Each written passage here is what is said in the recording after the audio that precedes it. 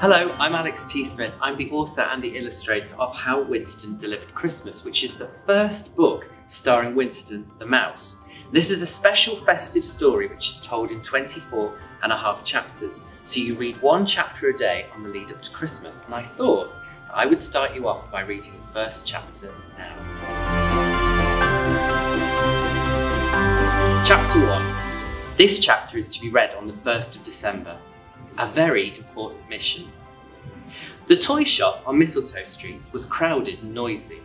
There were exactly 12 minutes left before it was supposed to close for the holidays, but people were still shuffling in through the door, hoping to pick up just one last present for a special someone, or to gawp at all the jolly toys sitting smartly on the shelves and admire the enormous doll's house in the window. One person not looking at any of that was Oliver. His mum and dad owned the shop. He'd been helping them all day, fetching and carrying, and generally being very busy indeed. But now he quickly ducked out from under the counter where he'd been wrapping parcels. He flung his scarf around his neck and wiggled his way through the crowds and out into the busy high street. He was on a very important mission. It was late afternoon, the moon was already up, and snow had started to fall. Hundreds of snowflakes twirled through the air like ballerinas before landing daintily on the blanket of snow that had fallen over the past few days. Oliver crunched down the street. He rushed past the bakery and the butcher's shop, sidestepped customers spilling out of the general store and the cheesemongers, and swerved neatly around the ladies bustling out of the shop that sold fancy hats and ribbons. The entire night fizzed with Christmassy excitement. On the corner of the street, a brass band was standing in the cold, filling the evening air with a jazzy, harpy rendition of Oliver's favourite Christmas song.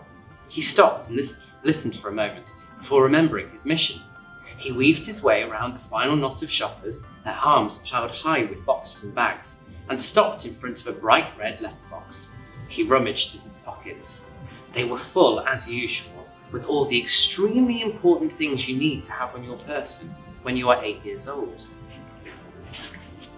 A couple of paper clips twisted open into wiggly strips of metal, some string tangled up into several useless knots, the stub of a blunt pencil, fluff, and a dry, wrinkled old conker collected in October.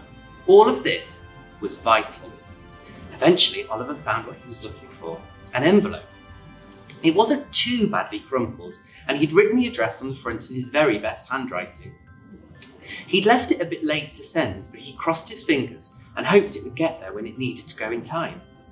He was just about to put it in the slot of the letterbox when somebody called his name. "Oliver! Oliver!" It was his mum. She was standing in the doorway of their shop, waving at him. "Hurry up! I need your help wrapping these last few teddy bears," she cried. "And it's much too cold to be outside without your coat on." "Coming!" called Oliver, waving back. He quickly popped the letter in the box and scurried back down the street into the busy shop.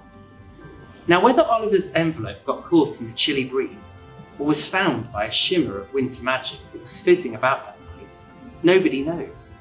But the letter didn't stay in the letterbox for long. When no one was looking, it slid back out and danced through the air and down the street, floating along between the snowflakes. So I hope you enjoyed that first chapter and that you're looking forward to the second one. What do you think happens next?